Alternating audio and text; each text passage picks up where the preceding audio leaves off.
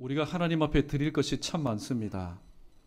우리가 하나님 앞에 무엇을 드려야 될까요? 또 그것을 드려야 될 이유가 무엇일까요? 또 드린다면 어떻게 드려야 될까요? 오늘은 무엇을, 왜, 어떻게 시리즈 두 번째 시간으로 주일 성수에 이어서 예배에 관한 말씀을 오늘 본문 말씀을 중심으로 함께 나누도록 하겠습니다. 일찍이 예수님께서 마태복음 18장 20절에서 제자들에게 이렇게 말씀하신 적이 있습니다. 두세 사람이 모인 곳에, 두세 사람이 내 이름으로 모인 곳에 나도 그들 중에 있겠다라고 말씀하셨습니다. 예수님의 이름으로 모인 사람들이 무엇하겠습니까? 하나님을 예배하고 또 하나님께 기도하며 하나님을 찬송하며 주신 바 은혜 함께 나누는 교제를 하지 않겠습니까? 오늘 우리는 이렇게 생각합니다. 하나님께서 허락하신 예배 시간에 앞뒤 좌우 자리 좀 더 욕심을 낸다면 이 비어있는 이 공간들이 또 간이 의자를 통해서 가득 찬 그런 모습으로 하나님 앞에 예배하면 하나님께서 엄청 좋아하시겠다, 너무나 기뻐하시겠다, 우리는 그렇게 생각을 합니다. 또한 반대로 오늘 이런저런 연유로 인해서 황금 연유, 또 징검다리 연유, 또 국가 공휴일로 인해서 성도들이 함께 하지 못하여서 빈자리가 여기저기 듬성듬성 보이며 또 하나님 앞에 예배할 때 야, 하나님 너무나 죄송하다, 하나님께서 이렇게 비어있는 우리의 예배를 하나님께서 받으실까? 하나님의 입장에서 항상 생각하지 않고 내 기준대로 내 입장에서 생각하려는 그런 습성이 있습니다. 그러나 예배도 마찬가지고 주일 성수도 마찬가지고 하나님께 영광 올리는 모든 것은 내 생각, 내 기준대로 생각하고 판단해서 말할 것이 아니라 하나님의 기준으로, 하나님께서는 과연 어떻게 보실까? 하나님의 기준, 말씀의 기준을 통해서 우리가 본다면은 어떠한 상황, 어떠한 환경, 어떠한 시간, 어떠한 공간에서도 하나님께 영광 돌리는 일이라면은 우리가 시험 들 일이 없고 마음의 상처를 받을 일이 없다라는 겁니다. 만약에 우리가 이 자리를 가득 채워서 우리 보기에 야, 오늘 예배 하나님께서 정말로 받으시겠다, 하나님 참 기뻐하시겠다, 그러나 정작 받으시는 하나님께서 보실 때에 너희의 예배는 준비된 예배가 아니야, 너희의 예배는 내가 받을 만한 예배가 아니야, 내가 지금 찾는 예배자는 너희 가운데 별로 없구나, 만약에 하나님께서 그렇게 말씀하신다면은 여러분 그 예배는 말 그대로 헛된 예배입니다.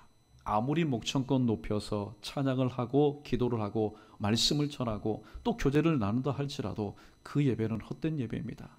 그러나 비록 우리가 볼 때에 야, 하나님 너무나 죄송합니다, 우리의 제적 인원은 참 많은데 오늘 드리는 인수가 너무나 적습니다. 그러나 하나님께서 보실 때에 그 시간 그때 모인 그 성도들의 그 마음을 읽고 계시는 주님께서 야, 그래, 내가 찾는 예배자들이 오늘 예배하는구나. 만약에 하나님께서 흐뭇하게 기뻐하신다면 그 예배는 헛된 예배, 그 예배는 오늘도 잘못된 예배가 아니라 참된 예배요, 하나님께 큰 영광 돌리는 예배라는 말씀입니다. 그러므로 예배의 기준도 마찬가지고 주일 성수의 기준도 마찬가지고 하나님의 형상대로 지음을 받아 이 땅에서 우리의 모든 행위를 통해서 하나님께 영광 돌리는 삶을 사는 저와 여러분의 생애 기준은 뭡니까? 바로 하나님의 말씀입니다. 자, 그러면은 오늘도 하나님의 말씀이 무엇을 우리가 하나님 앞에 드려야 되느냐? 이미 답은 나왔죠. 예배입니다. 성도는 하나님 앞에 예배 드리는 삶을 살아야 됩니다. 그런데 그 예배 대상이 누굴까요? 성삼위일체 하나님이십니다. 성부 하나님, 성자 예수님, 성령 하나님께 우리는 예배합니다. 그러나 이 땅에서 오늘 또 믿는 자들이 볼 때에 너무나 어리석은 행동이 있는데 그것은 바로 우상에게 예배 드리는 자들이 오늘 또 이 동시대를 살아가고 있다는 겁니다. 여러분, 우상에게 예배 드리는 것이, 제사하는 것이 왜 헛된 일입니까? 우상에게 제사하고 예배 드리는 사람, 또 그 앞에서 비는 사람, 나름대로의 기준이 있겠지요. 내가 이렇게 손이 발이 되도록 빌고 내가 이렇게 간구하면은 오늘 내 앞에 있는 저 우상이 우상이라고 절대 생각하지 않습니다. 신이기 때문에 그들에게는. 그러나 우상의 특징이 무엇입니까? 눈은 있어도 보지 못합니다. 지금 빌고 있는 사람의 형편과 처지를 보지 못하고 있습니다. 또 귀가 있어도 듣지 못합니다. 또 입이 있어도 그들이 원하는 말을 해주지 못합니다.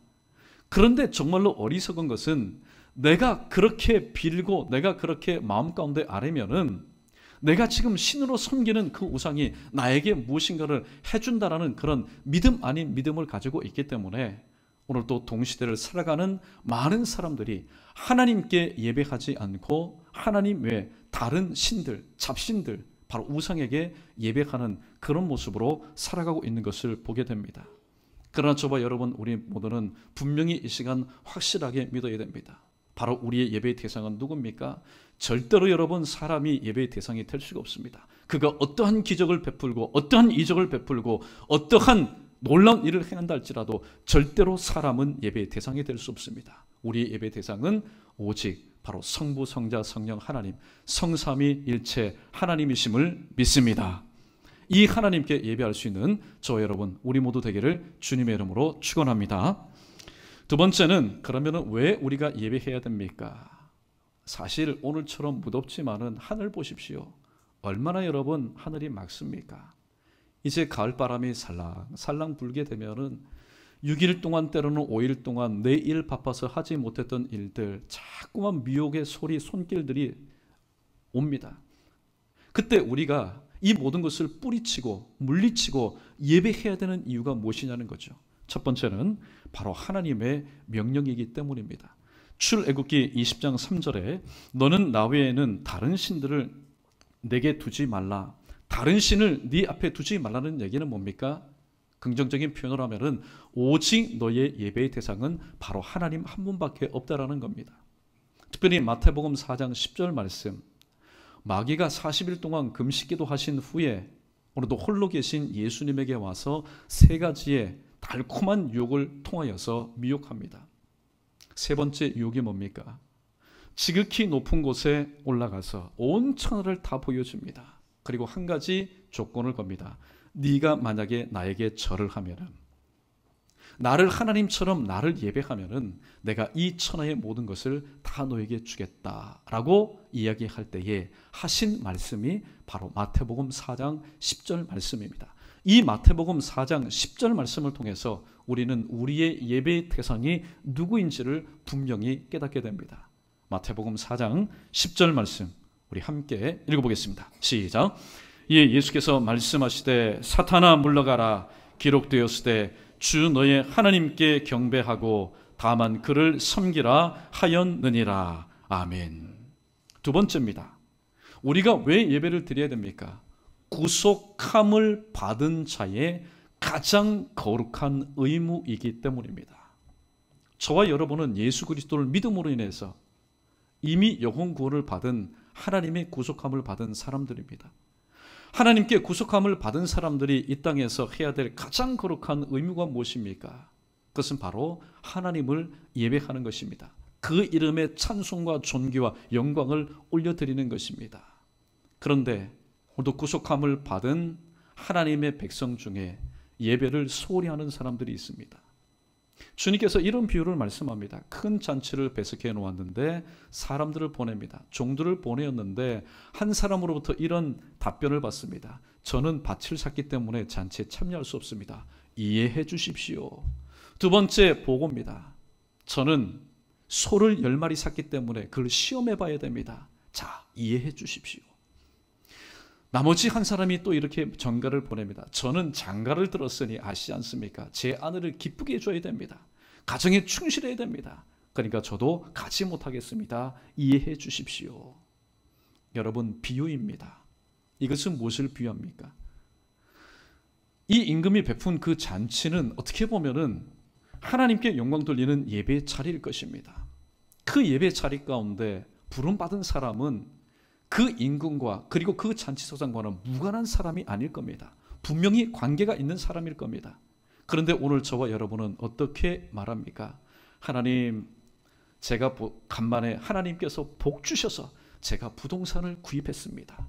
제가 빌딩을 구입했습니다. 제가 집을 구입했습니다. 그래서 좀 돌아봐야 되니까 제가 오늘 예배에 참석할 수 없습니다. 하나님 아시지요? 좀 이해해 주십시오. 하나님께서 제게 복을 주셔서 제가 자동차를 샀습니다. 한번 시험 운전해봐야 됩니다. 예. 오늘 한번 나가서 한번 드라이브를 좀 해봐야 됩니다. 그러니까 제가 오늘 예배에 참석할 수 없습니다. 하나님 아시죠? 하나님께서 복을 주셔서 제가 이러한 이런 일로 인해서 지금 하나님께 드리는 예배 시간에 참석할 수 없습니다. 여러분, 그렇게 핑계를 대거나 그런 자기 합리화를 통해서 예배에 참석하지 못하는 이들이 없지 않아 있습니다. 그러나 우리는 근본을 생각해야 됩니다. 왜냐하면 내가 밭을 샀다고 해서, 또 내가 소를 샀다고 해서, 내가 장가를 들었다고 해서 그것으로 인해서 여러분, 우리가 느낄 수 있는 기쁨은 언제까지입니까? 그것이 눈에 있을 때, 손에 쥐어져 있을 때만입니다. 없어지면 또 큰 실망감을 우리는 느낄 수밖에 없습니다. 그러나 예배는 무엇입니까?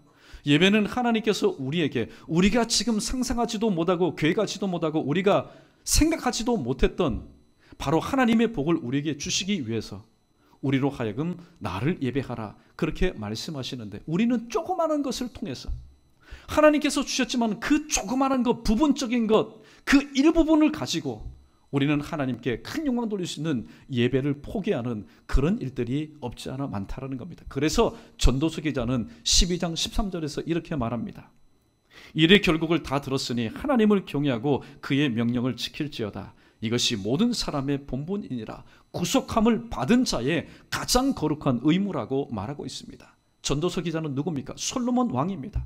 솔로몬 왕은 이 땅에 왔다가, 그리고 이 땅에 앞으로 올 모든 인생을 통틀어서 사람으로서 해볼 것을 다 해본 사람이었습니다. 누릴 것도 다 누려봤습니다. 먹을 것, 마실 것, 취할 것 다 해보았습니다. 그 인생이 내린 결론이 뭡니까? 이 모든 것이 다 헛되다. 이 모든 것이 다 헛되다. 구속함을 받은 자가 하나님을 향해서 해야 될 가장 거룩한 의무는 뭐냐? 바로 하나님을 경외하는 것이다. 하나님을 예배하는 것이고 그의 명령들을 지키는 것, 말씀에 순종하며 사는 것이 가장 거룩한 의무라는 사실을 깨달아서 전도서 12장 13절의 말씀을 남겼던 겁니다. 세 번째로, 하나님의 영광을 위한 최고의, 하나님의 영광을 위한 가장 최고의, 가장 최선의, 가장 최상의 바로 행위가 예배이기 때문입니다. 그래서 고린도전서 10장 31절에서 그런즉 너희가 먹든지 마시든지 무엇을 하든지 다 하나님의 영광을 위하여 하라, 그렇게 얘기합니다. 오늘도 우리가 먹든지 마시든지 무엇을 하든지, 가정에서 일하든 직장에 나가 일하든 연구를 하든 사업을 하든 무엇을 하든, 우리가 오늘도 이 땅에서 하나님의 형상대로 지음받은, 하나님의 구속함을 받은 우리가 할 수 있는 가장 최고의, 가장 최선의, 가장 최상의 행위는 바로 하나님의 영광을 위한 바로 예배라는 사실입니다. 그래서 우리는 이 예배를 그만큼 우리의 삶 가운데 귀하게 여기고 우리는 존중히 여길 수 있어야 됩니다. 오늘 하나님의 제사를 멸시했던 홈리와 비나스를 향해서, 그의 아버지 엘리를 향해서 하나님이 하신 말씀이 있습니다.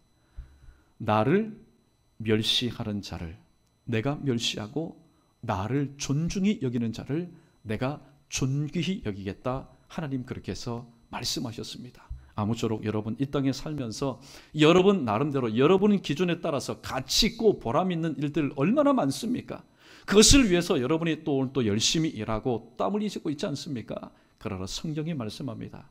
이 땅에서 우리가 구속함을 받은 우리가 하나님의 영광을 위해서 올려드릴 수 있는 가장 최고의, 가장 최선의, 가장 최상의 행위는 바로 예배라고 말씀하고 있습니다. 그러므로 여러분 어떠한 시간, 어떠한 삶의 그런 어려움과 또 삶의 바쁨이 있다 할지라도 이 예배의 이 삶을 가장 최우선에 둘 수 있는 그런 예배 중심의 삶을 사는 오늘 저와 여러분 우리 모두 되기를 주님의 이름으로 축원합니다.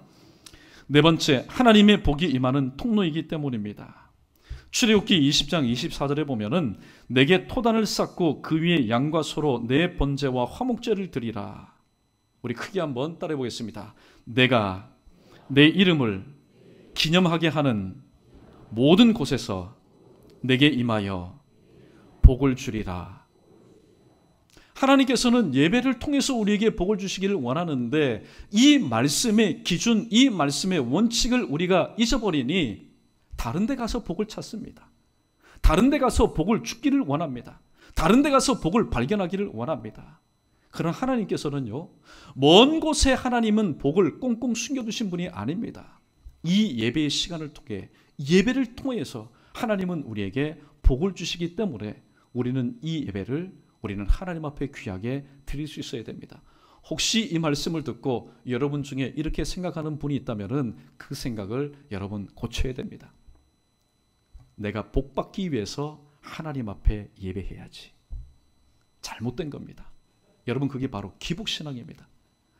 내가 복받기 위해서 예배하는 것이 아니라 오늘도 하나님 앞에 예배 드리니 하나님께서 나에게 필요한 모든 것을 베풀어 주심을 오늘 또 체험하며 살아가는 것, 그게 바로 건강한 신앙의 생활이기 때문입니다. 세 번째, 크게 어떻게 그러면 우리가 예배를 드려야 될까요?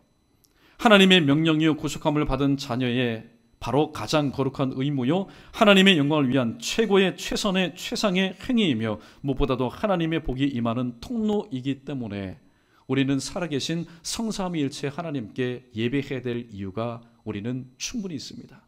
그렇다면 어떻게 예배를 드려야 될까요? 방법론입니다. 오늘 이 방법론이 잘못될 때에 오늘 또 하나님의 이름으로 살아가면서 얼마나 멍청하고도 어리석고 하나님께서 정말로 받기를 거부하시는 그런 예배가 오늘 또 지상에서 올려드리는지 모르겠습니다. 오늘 한 대지 한 대지를 살펴보면서 이미 저 서구에서 바로 유행되었던 그런 예배의 형태를 여러분에게 소개해 드리도록 하겠습니다. 첫 번째, 우리가 어떻게 예배를 드려야 될까요? 오늘 요한복음 4장 23절과 24절에서 두 번이나 언급이 되어 있습니다. 바로 영과 진리로 하나님 앞에 예배해야 됩니다. 이유는 이것입니다. 하나님은 영이시기 때문에, 하나님은 영이시니 예배하는 자가 영과 진리로 예배할지니라. 또 하나님은 이렇게 예배하는 자를 찾으신다고 말씀합니다. 그런데 우리는 하나님의 말씀에 충실하지 못하고 말씀의 기본에 충실하지 못하다 보니까 오늘 또 교회 안팎 가운데서 일어나는 현상으로 인하여서 하나님께서는 받지 않으신 하나님의 영광과는 전혀 무관한 인위적인 인본적인 인스턴트 이벤트성의 예배를 고안해서 만들어내고 오늘도 그를 통해서 하나님께 예배하는 그런 우를 범하고 있습니다. 여러분, 하나님께서 받으실 만한 영과 진리로 예배를 드리지 않으면 어떠한 현상들이 우리의 삶 가운데 일어날까요? 조금 전에 언급한 것처럼 이벤트성 예배들이 자꾸만 여기저기서 일어납니다. 그래서 조금 더 자극적인 이벤트가 뭡니까? 이벤트는 쉽게 말하면 깜짝 쇼입니다. 어디 예배가 깜짝 쇼가 되어서 되겠습니까? 예배는 예배일 나름입니다. 이벤트는 왜 합니까? 오늘도 고객의 그 마음을 감동시켜서 어떤 제품을 팔기 위해서 참 특별한 그런 행사 또 특별한 일을 만들어내는 것을 말하지 않습니까? 그러나 절대로 예배는 이벤트성의 예배가 되어서는 안 됩니다. 1960년대 저 유럽이 세계 제2차 세계대전 이후에 유럽이 이제 안정을 되찾게 되고 경제적으로 성장하기 시작하였습니다. 경제적으로 성장하다 보니까 삶의 여유가 생깁니다. 마음의 여유도 있고 자금의 여유도 생기기 시작합니다. 그런데 놀라운 사실은요, 사실 놀라운 사실은 아닙니다. 세계 제1차 대전, 2차 대전, 그리고 세계 공황 때에 여러분 교회는 사람들로 가득 찼습니다. 어떤 사람들로 가득 찼을까요? 심령이 가난한 자들로. 하나님 없이는 내가 살 수 없다. 심령이 가난한 자들로 가득 찼습니다.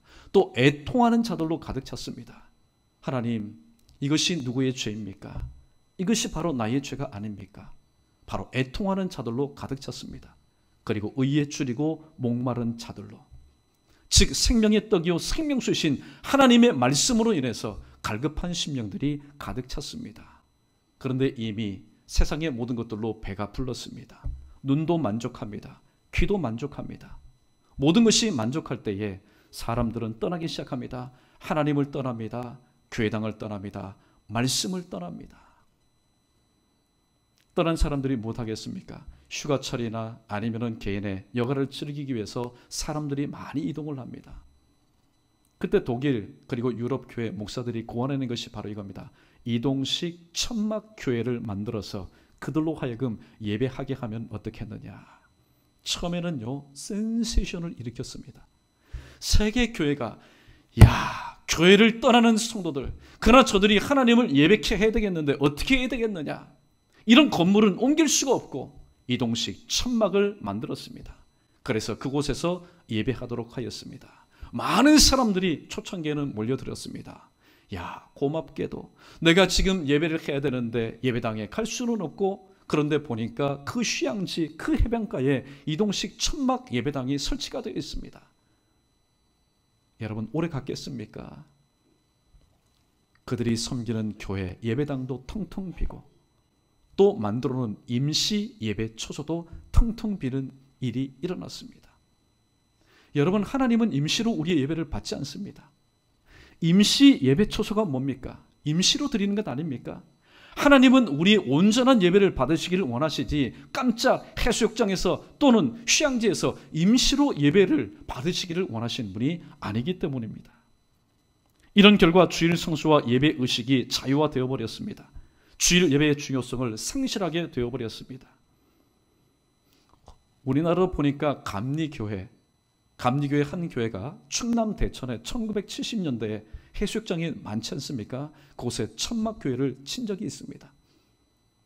그런데 우리가 분명히 기억해야 될 것은 하나님의 말씀이 기준이 되지 않은 기발한 아이디어는 곧 위험한 발상이 될 수 있다는 사실을 우리가 유념할 필요가 있습니다. 아무리 교회를 위해서, 교회 부흥을 위해서, 교회 발전을 위해서, 성장을 위해서 기발한 100년에 한 번 나올까 말까한 아이디어가 있다 할지라도 그 아이디어의 기준이, 그 뿌리가, 그 근거가 하나님의 말씀이 아닐 때에 그 기발한 아이디어는 위험천만한 발상이 된다는 사실을 기억할 때에 우리는 교회의 부흥과 발전과 성장을 위해서 정말로 말씀을 중심으로, 하나님, 어떻게 하는 것이 교회의 부흥입니까? 어떻게 하는 것이 교회 발전이요, 교회가 성장할 수 있는 비결입니까? 하나님의 말씀을 앞에 두고 기도를 통해서 하나님 앞에 물어봐야 됩니다. 왜냐하면 하나님은 교회의 주인이시기 때문입니다. 또한 어떠한 예배 형태가 있습니까? 고속도로 교회 예배가 등장하였습니다. 여러분, 기가 막힐 일이죠. 야, 그래도 우리 대한민국, 우리 한국교회는 이런 일이 없을 거야. 여러분, 역사는 돌아가는 겁니다. 역사는 돌고 도는 겁니다. 왜냐하면 휴가철 많은 사람들이 고속도로에서 그 주일날 정치된 곳에서 예배를 드리지 못하니까 휴게소에다가 고속도로 교회를 세웁니다. 또 공항도 마찬가지입니다. 때가 되면은 징검다리 연휴, 황금 연휴를 맞이해서 주일날 예배 드리지 못하고 해외로 나가는 사람, 성도들 어떻게 하든 간에 예배 드리도록 하기 위해서 공항 한 구석에다가 예배 초소를 만들어서 예배를 드리게 합니다. 여러분, 어느 게 맞습니까? 하나님께서 계시는 예배를 받으시는 곳에 우리가 찾아 나와서, 우리가 세상의 많은 유혹을 뿌리치고 찾아 나와서 예배 드리는 것이, 그것이 성경적입니까? 아니면은 우리는 우리 뜻대로 마귀의 일을 하는데 단지 성도라는 이름으로 사람들이 모여있는 곳에 하나님께서 찾아오셔서 예배를 받으시는 것이, 여러분, 그것이 성경적일까요? 그런데 이미 저 유럽 교회는 표현이 그렇습니다. 예수 그리스도의 이름으로 사는 사람들이 휴가철이나 아니면 황금철을 맞이해서 모여있는 곳에 하나님께서 찾아가셔서 예배를 겨우 받으시는 그런 예배로 전락해 버렸다는 사실입니다. 더욱더 충격적인 사실은 1994년 5월 16일 월요일 함부르크 아벤트 블란트지에 실린 바로 기사입니다. 거기에 보니까 고테스딘스트 피어 티레라는 그런 기사가 실렸습니다. 무슨 기사냐면은 동물들을 위한 예배. 이미 유럽에서, 저 남미에서, 또 하나님의 말씀을 기준으로 하지 않는 곳에서 이런 일들이 일어납니다. 한 교회에서 이벤트를 만들었습니다. 어떤 이벤트를 만들었냐면 동물들을 초청합니다. 특별히 그 주일에는 개와 고양이 3,000마리가 함께 모여서 예배를 드립니다. 물론 그들의 주인들도 왔겠지요. 설교합니다. 누구를 향해서? 동물들을 향해서. 동물들이 알아듣겠습니까? 여러분, 성경은 하나님의 형상대로 지음받은 저와 여러분, 우리 인간 사람을 위해서 주신 말씀이 바로 성경입니다. 그런데 이렇게 고안합니다.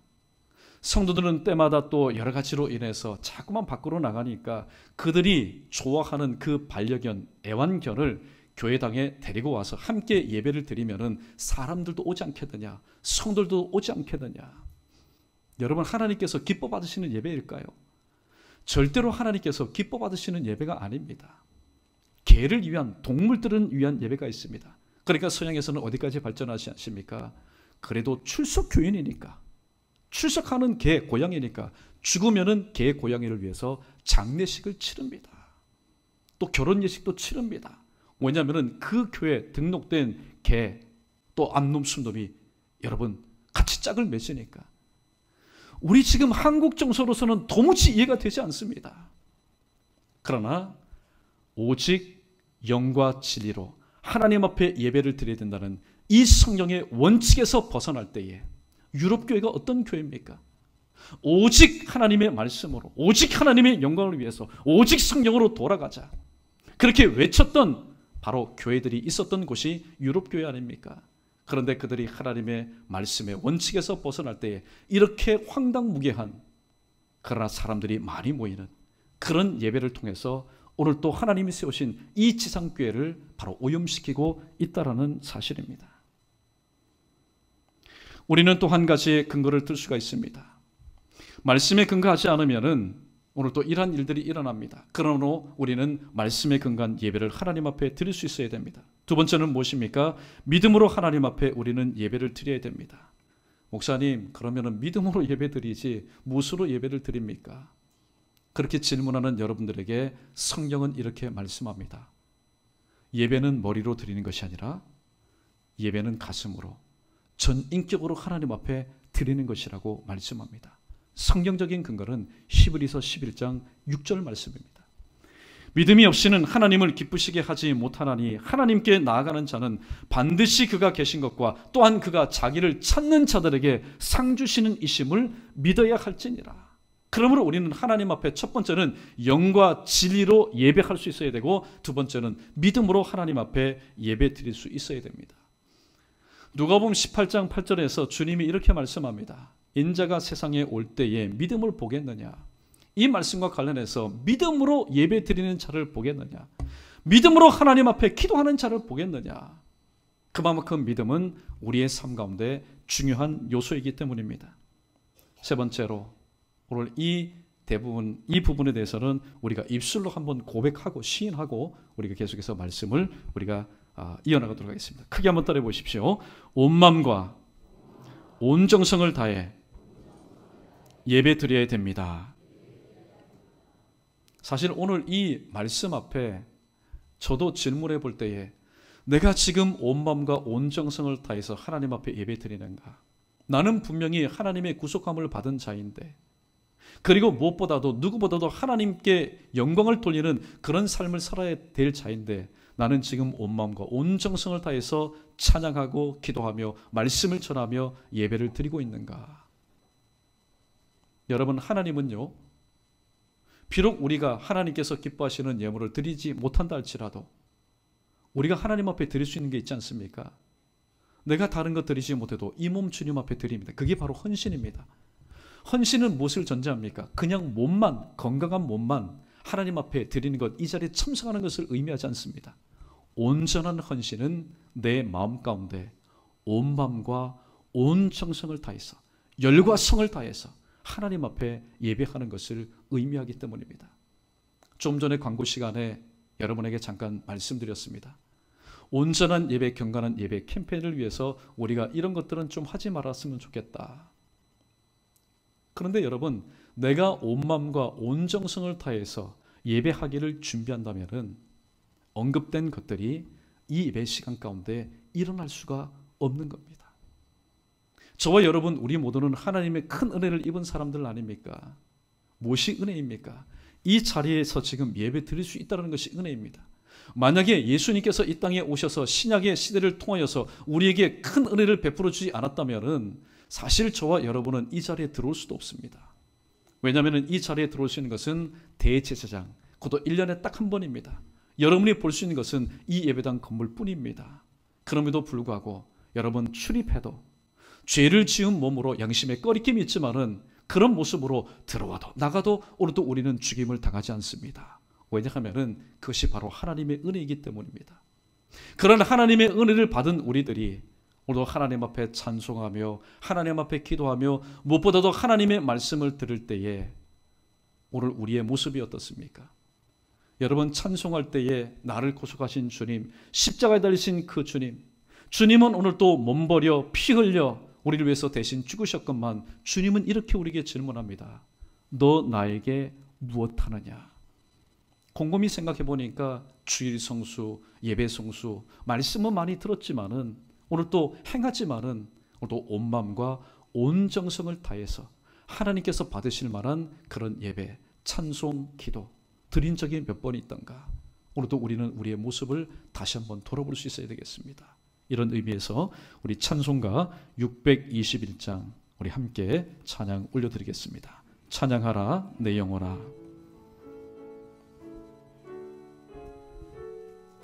온 마음과 온 정성을 다해서 찬양해 봅니다. 찬양하라 내 영혼아, 찬양하라 내 영혼아, 온 마음과 정성 다하여 주 찬양하라. 경배하라 내 영혼아, 경배하라 내 영혼아, 온 마음과 정성 다하여 주 경배하라. 할렐루야. 여러분, 오늘 이 찬양을 할 때 여러분 마음 가운데 전율이 여러분 흐르십니까? 오늘 말씀을 들을 때 여러분 마음 가운데 주님께서 나에게 하시는 말씀이구나, 나에게 다시 한번 돌이킬 수 있는 기회를 주시는구나, 그런 여러분 마음에 감동이 있습니까? 아니면은 지난 날을 기억할 때에 주님께서 오늘 또 덮어주시는구나, 오늘 또 감싸주시는구나, 오늘도 분명히 두 눈으로 감찰하시지만은 오늘도 두 눈을 감아주시고 오늘 또 넘어가 주시는구나, 그 은혜에 대해서 여러분 눈시울이 붉어지십니까? 말씀을 정리하도록 하겠습니다.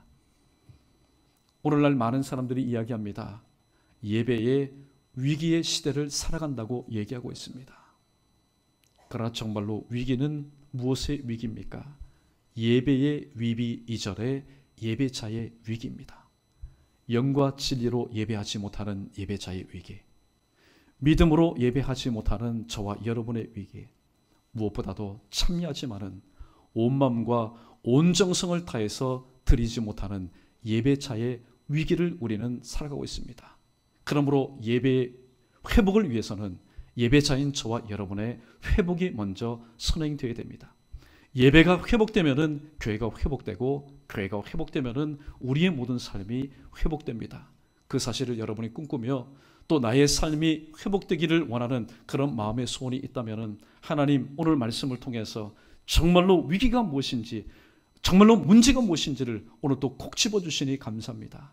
오늘 또 예배하는 저 정말로 하나님께서 찾으시는 이 시대에 바로 그 한 예배자가 될 수 있도록 하나님 다시 한번 내 안에 잠자고 침체되어 있고 깨닫지 못하고 주저앉아 있고 방황하는 나의 심령을 다시 한번 붙들어 주셔서 말씀으로 다시 한번 회복시켜 주시고, 하나님께서 원하시는, 하나님께서 그토록 찾으시고 하나님께서 예배를 받으실 때 기뻐하시며 벌떡 일어나서 우리 영광을 받으실 만한 바로 하나님께서 찾으시는 예배자 우리 모두 되기를 주님의 이름으로 간절히 축원합니다.